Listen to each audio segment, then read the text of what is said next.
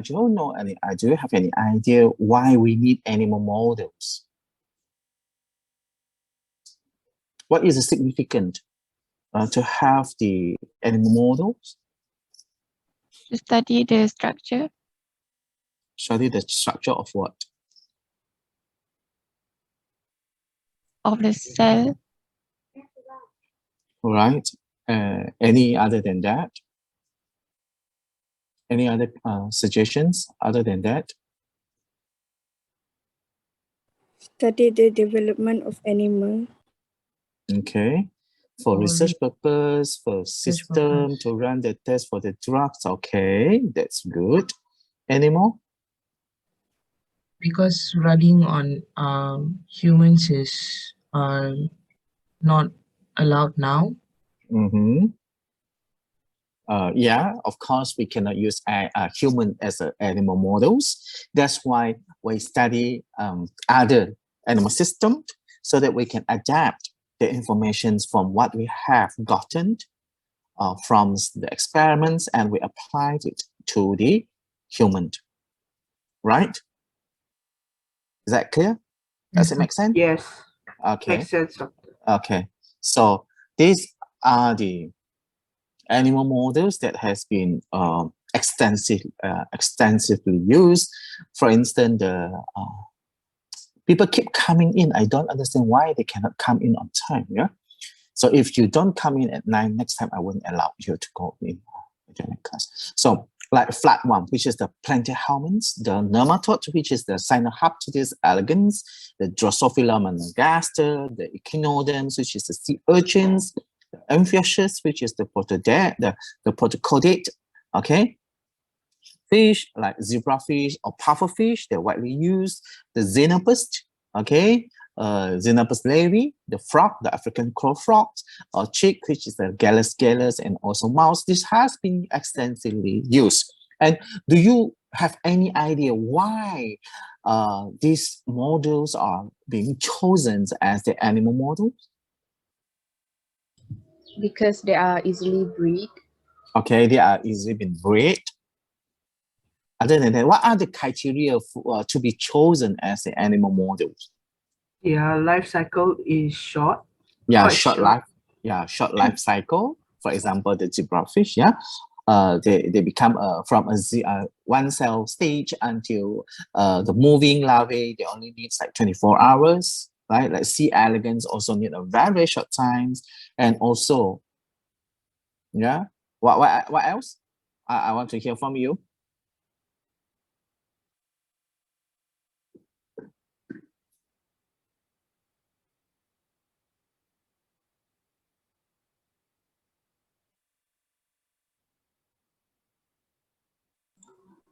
They can be produced in a large amount. Yes, exactly. Yeah, they can have a lot of progenies, babies for us to manipulate. That's right. Any more? The genetic history, yes, they have the genome. Now, most of these animal, the genome has been sequenced. Yeah, that's right.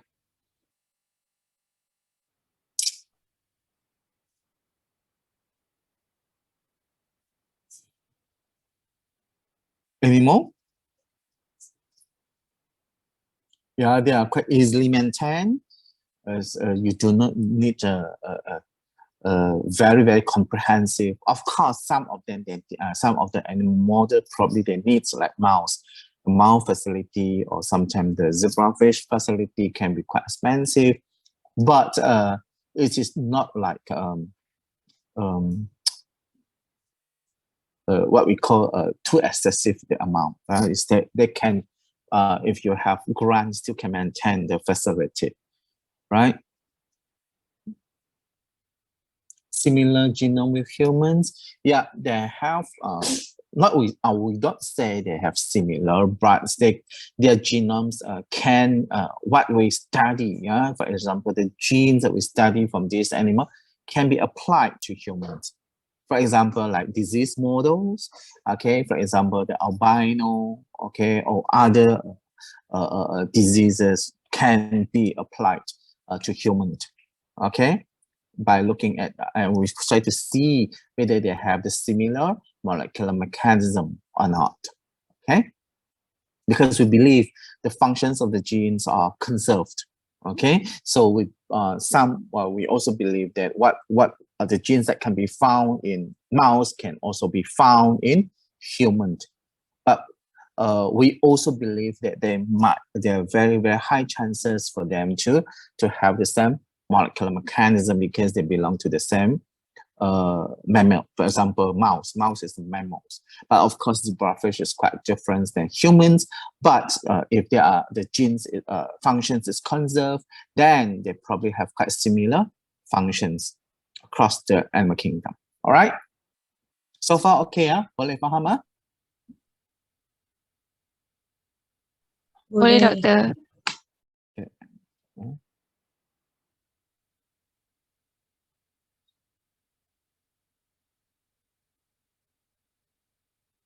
Right, so these are the big six. So for example, the Cyanophthalus, which is the C. elegans, Drosophila melanogaster, the Brachydanial radial, which is a zebrafish, Xenopus levi, Gallus domestica, and also Mus musculus. These are the big six. Okay, and you can see the number of the embryos, the codes, the access, the micro manipulations, the genetics, and then gene inventory. Okay, these are the features. Okay, you can see, for example, the number of the embryos. For example, they are for C. elegans, Drosophila, the zebrafish, and Xenopus. They are very high, yeah, and slightly lower in chick and mouse. The cost for C. elegans is quite low, but for Drosophila, zebrafish, Xenopus, quite medium. Of course, mouse is quite high, yeah, and so forth. Okay, so this is some of the features for the big six, we call it. Okay, this six model has been widely studied. Okay, and we try to decipher as much information from all these animal models, right? So, and if you look at this, okay, you can see, for example, the gastrulation, the segmentation, the hatching and birth, they are very, very short actually. If you look at the zebrafish, the Xenopus, and Drosophila and C. elegans, okay. Of course, mouse is a bit longer, okay, but it's still acceptable, and also the chick are still acceptable, right? But for lower order animal like C. elegans and Drosophila, they reach adulthood quite short. Okay, for example, if this is hours and this is the days, you can see like C. elegans, they reach adulthood is approximately 2 days after hatching, and Drosophila is less than 10 days. Okay, and if you look at the zebrafish, they probably zebrafish reaching adulthood, which is probably about 4 months. Then you can breed them. Okay, and so forth, right? So if you look at the Xenopus levi, this is the African coral-frogs, and Professor Jonathan is very well known for this animal model because he's the one that using these animal models, and I also have the chance to visit the lab. Quite simple lab, but they house a lot of these Xenopus, yeah, has been the world standard for many years, and male and female are both injected with the chorionic gonadotropins and put together overnight, and next morning they were normally embryos. Okay, because gonadotropins is the hormone that's to stimulate them to produce the eggs, okay, for fertilizations. And nowadays, it has become more common to perform in vitro fertilization, which generate smaller number of embryos, but once those time to ovulate is precise. So it's easier for them to get, because sometimes when you cross this animal, the time that they lay egg can be quite different. They may be a few hours later. So it's quite challenging to stage the embryos. But if you use in vitro fertilizations, then the eggs that been fertilized are quite similar, and the time for them to fertilize are quite similar. So it's much easier for us to stage them. Okay, and the developments up to the general body plan stage may be subdivided into the cleavage, the gastrulations, and neurulations, and in the numbers, these stages are completed within 24 hours at 24 degrees Celsius. And then the first cleavage is vertical and separated in the egg into the right and left halves, and the second cleavage is also vertical and the right angle to the first separating prospective dorsal and ventral half. Okay, this is how, for example, from the zygote to the egg cells and mid-blastula and early gastrulations. And the third cleavage is equatorial, so separating the animal from the vegetal half. And subsequently, the cleavage vary between individuals, but it's usually possible to obtain some embryos showing 4 tiers of the egg cells at the 32 cell stage. And also, as cleavage takes place, a cavity called the blastocele form in the center of the animal hemisphere, and the embryo is referred to as blastula. And from this blastula, then they further develop into gastrulation, whereby you can see the 3 germ layer being established, which is the endoderm, the mesoderm, and also the ectoderm. Okay, so cleavage continue rapidly for 12 divisions, and after each end, an important transition occurs, and known as the mid-blastula transitions or the MBT. Mid-blastula transitions is, although it is actually the late blastula. Okay, so a significant transcription of the zygotic genome commences, although it is possible to detect low level of transcription of some of these genes during the cleavage stages. So MBT is the mid-blastula transition stage whereby the zygotes make their own protein. Then they are not fully depend on the maternal contribution, but the embryo itself can produce their own protein now. The transcriptions of the zygote is occurring at the MBT. Okay? So far boleh faham ya? Boleh. Okay. Boleh, Doctor. So this is a gastrulations, is a phase whereby the morphogenic movement in the course of which the bulk of the tissue around the equator called the marginal the zones which become the internal through the opening of the blastopore. So this establishes a typical 3-layer structure, okay, that I mentioned just now, which is the ectoderm, the mesoderm, and also the endoderm. So the several components of the gastrulations are movements like the spreading of the animal hemisphere, which is the epiboly, okay, the epiboly, and then the invaginations of the marginal zone, the mesoderm involute as a separate tissue layer, elongations of the dorsal axial mesoderm in the anteroposteral direction, and expansions of the ventrolateral mesoderm towards the dorsal midline. So this is and gastrulation has been extensively studied in Xenopus laevi. Okay. And the next stage is what we call the neurula, in which the ectoderms on the dorsal side become a central nervous system. Okay, and the neural plates become visible as the keyhole-shaped regions that delimited by the rest of the neural floor and covering much of the dorsal ventral arc. During the neurulation stage, we have a specific topic for this, so don't really worry. I'll teach you by using the chick model on how these neurulations can occur. Okay, the process of how neurulations can take place in different animals. Okay, in the later stage of this course. Okay, in the coming lecture. So quite rapidly, the 4 rise and move together to form a neural tube, which after the closure becomes covered by the ectoderm from beyond the 4 and known as the epidermis. Epidermis is the outer layer, which eventually will become the nervous system and also the skin. Okay. And during and after neurulation, this is a striking elongation of the body, and the chobat stage, all major body parts are in their final positions. So the notochord from the dorsal midlines of the mesoderm and row of the segmented somi appear on either side. Okay, you can see the somi. Okay, somi is the muscle.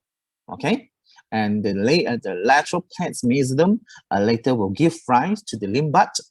Okay, limb bud is the future leg. Okay, and kidney and coelomic mesothelium.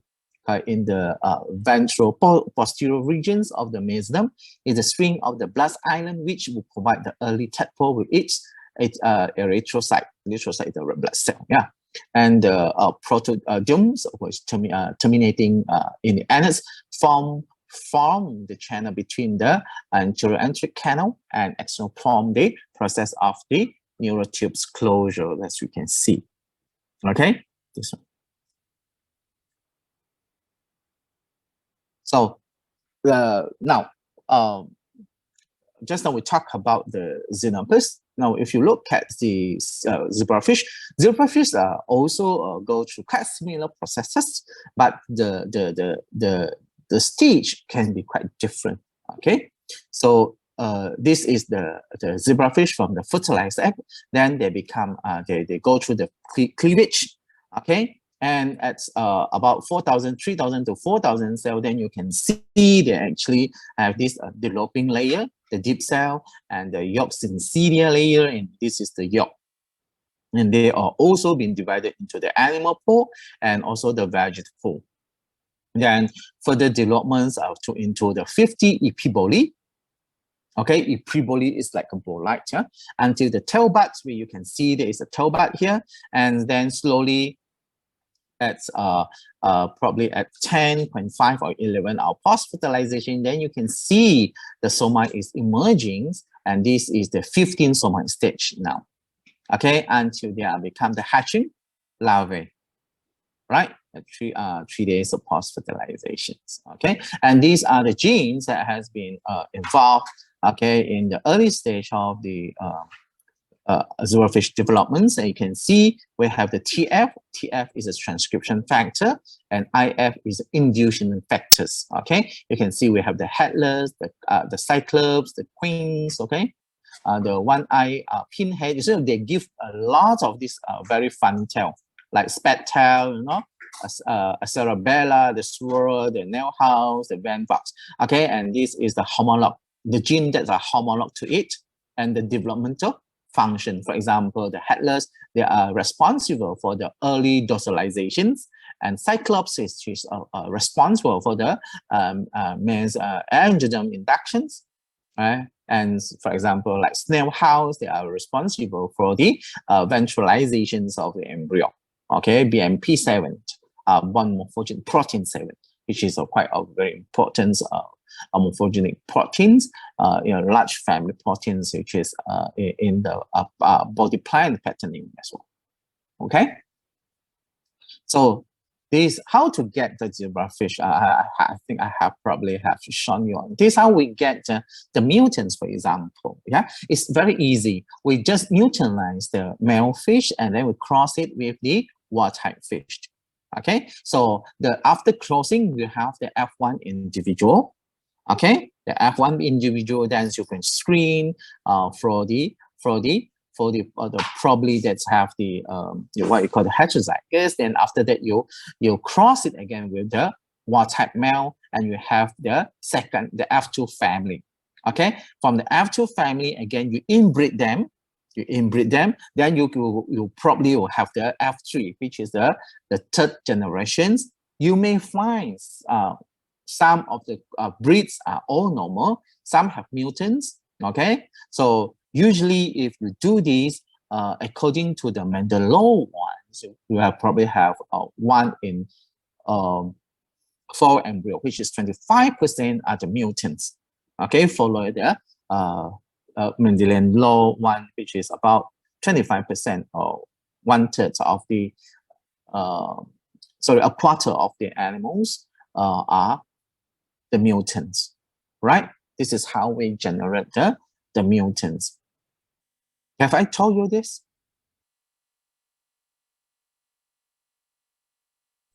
Yeah, class, have I told you this? Have I? The slide looks similar to an earlier chapter. Yeah. Okay, it's actually the similar one actually. Yeah, so this is how the mutant fish can be generated. This is quite easy. Yeah, you just need to mutanize the male fish. Then after that, you cross it with the wild type female, and then from the F1, you raise it up, and then you outcross it again with the wild type male, and then you get the second generations, and you inbreed this second generation, and on the third generation later, then you screen for the mutants. Okay? Okay. Okay, very easy actually. I can show you in my lab. Right, and this is the zebrafish gene map. You find the ancestral vertebrates chromosome. Yeah, in zebrafish, we don't call it chromosome, but we call it as the linkage group. Okay, we call it as a linkage.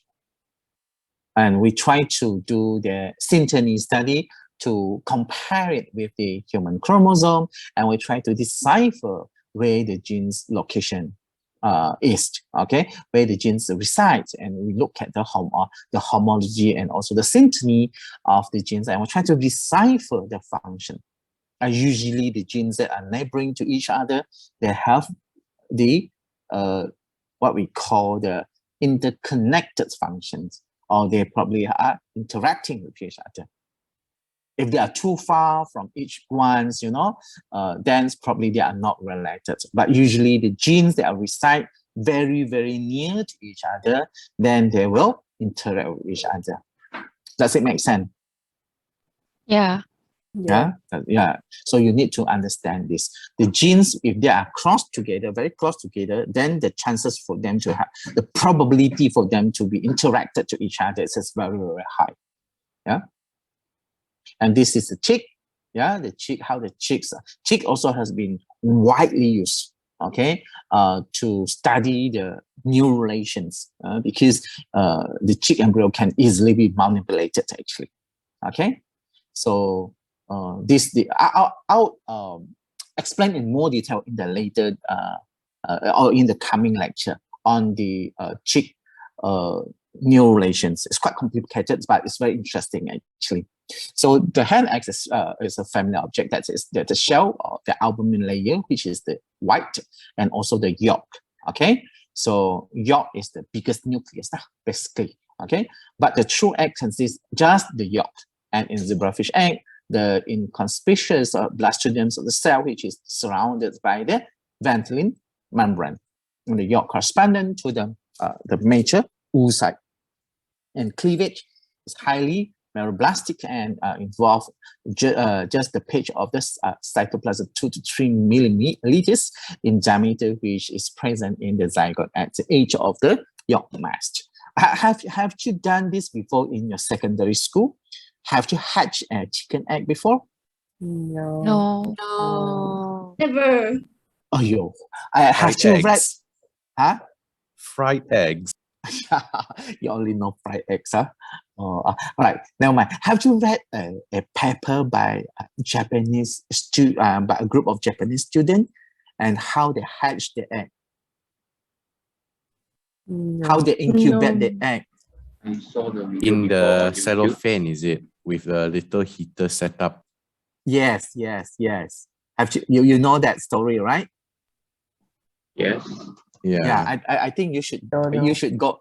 I think most of you probably have not heard of that, but I think it's very interesting to know why this egg without the proper egg they only get. They can be hatched into a chick. Okay, and you should go and look for that, because if you don't look for it, maybe during annual physiology later, then I will ask. Excuse me. I will ask you to read that paper, okay, in the second semester, because I'll be teaching animal physiology as well next semester, okay? But forget about that. Probably we can talk about that in more details in the coming semester. Okay, so the condensations of the cell is what we call the primitive strand arises at the posterior. Okay, this is the primitive strand. Okay, and on top of it, it has a Hansen knot. Okay, at the position edge of the area of the pellucida and elongated. Okay, and the strand expresses the T-box transcription factor genes bronchioculi and already encountered in the xenopus and zebrafish. This has been known, and the cell from the epiblast migrate into the tract and then pass through it to become the mesoderm and the definitive endoderm part of the lower layer. Okay, this is the head fall, and you can slightly see this is the somite, and this is the node.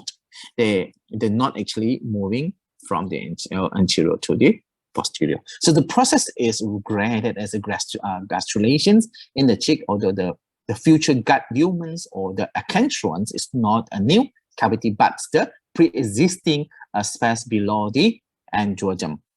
So the area of the pellucida gradually change from a disc to a pear-shaped, and a future condensation called the Hansen knot appear at the anterior ends of the primitive tract. This is the Hansen knot, and this knot will move along the anterior and posterior way during the neurulations, and you can see the closure of the neural tube will begins at the anterior part, and slowly they close from the directions anterior posteriorly.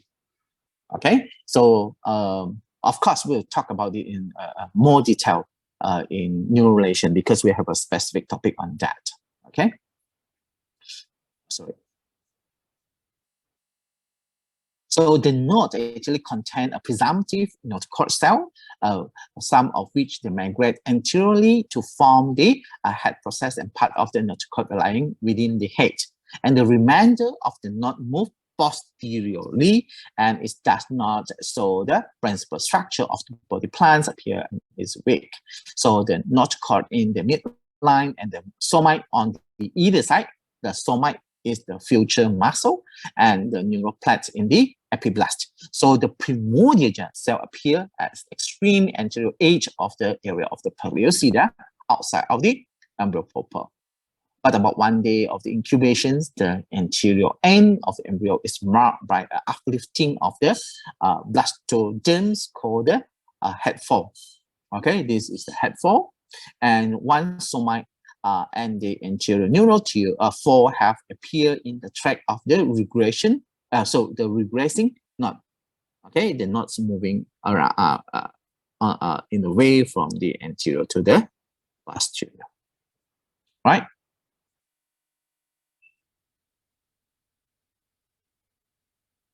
So early on the second day, the blood island appear in the outer extraembryonic part of the blastoderm, and the heart of the primordia are formed by fusions of the rudiments of the right and left side of the anterior mesoderm.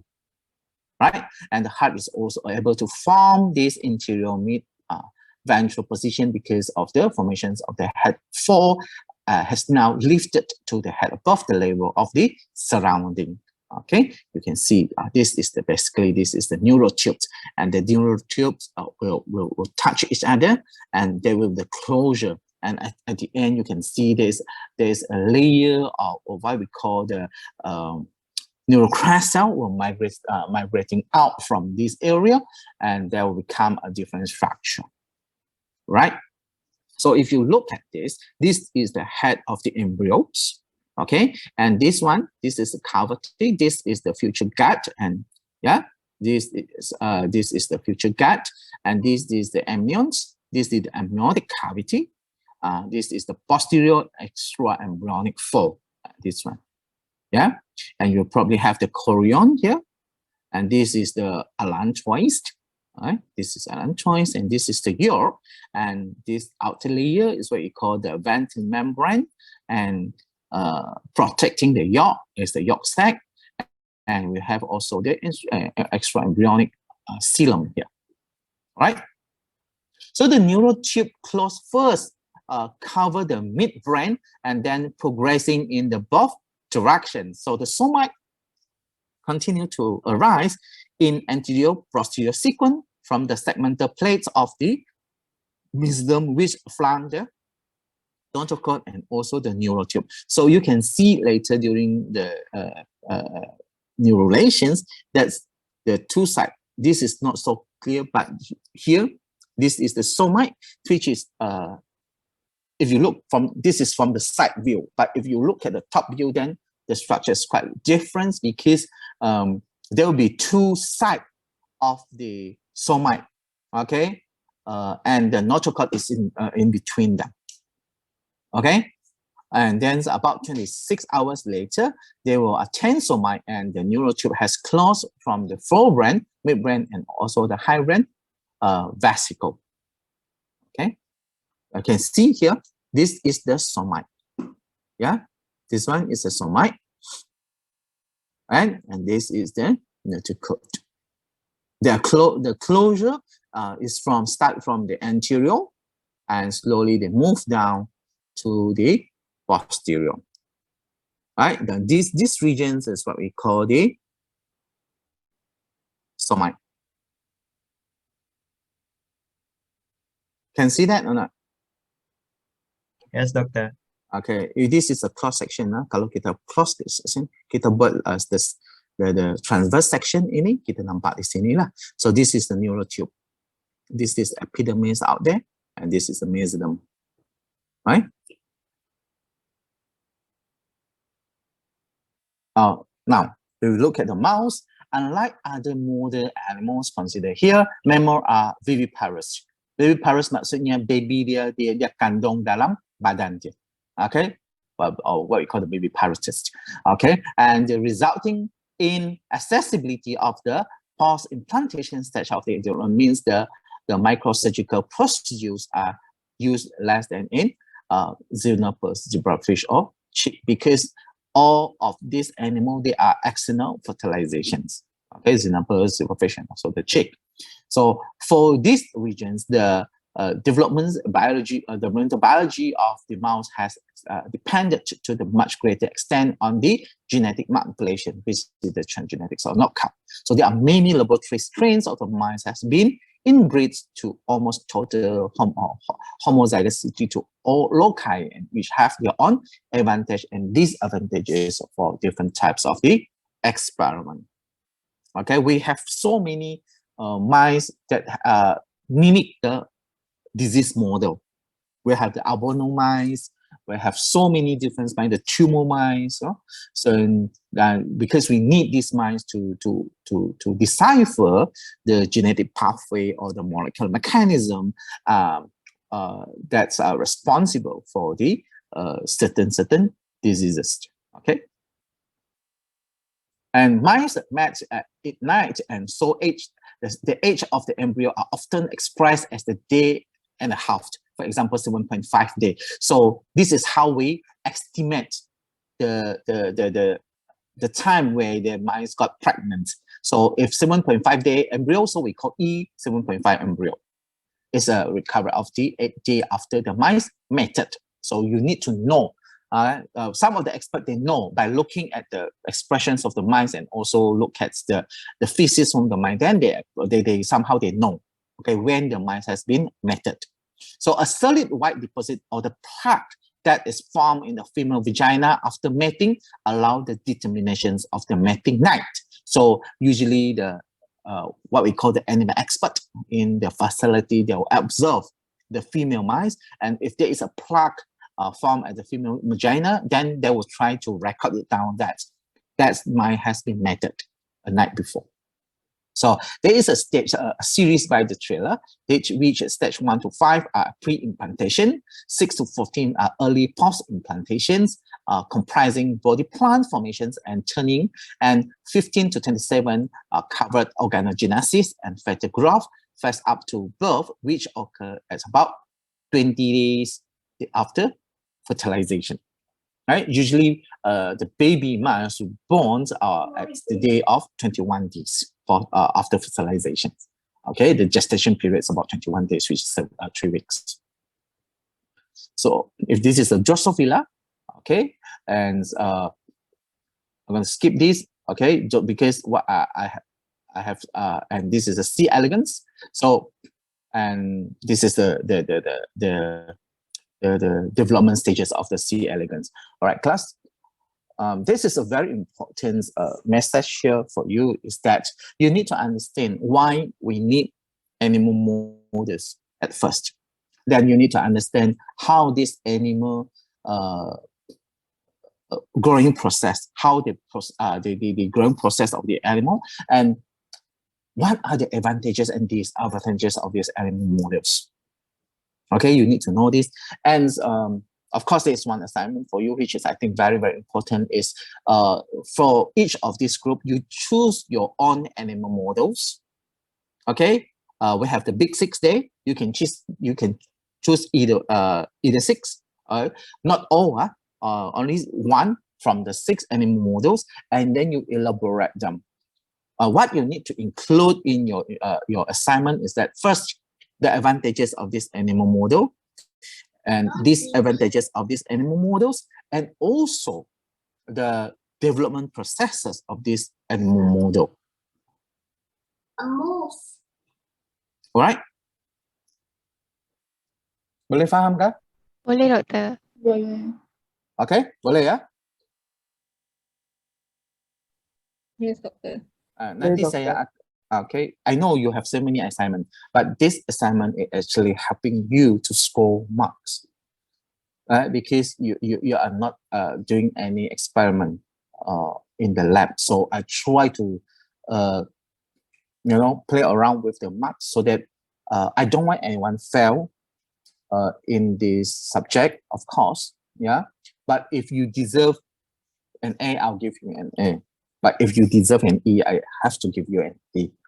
Yeah, so you really need to understand my concern. Okay, why I need you to understand it, why I give you so many assignments.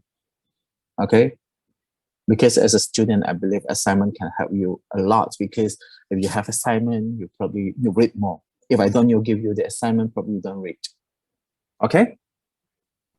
Okay. All right. Any Doctor. any question so far? Doctor, may I ask, will there Yes. be like a written down version of these questions? Yeah. Actually, I haven't uploaded that. Actually, the previous batch of the student, they also do the same assignment. I see. All right. Thank you, Doctor. Okay, no worries. So, how many assignments have I given to you? 3, 3 including assignments. 3 assignments. So usually, I believe you need 6 assignments actually, and 2 labs work to make this a more comprehensive of assessment. Okay. Right. Anyone need attendance or the QR code? Ada tak? I want Siapa to nak? scan, Doctor. You are from which group?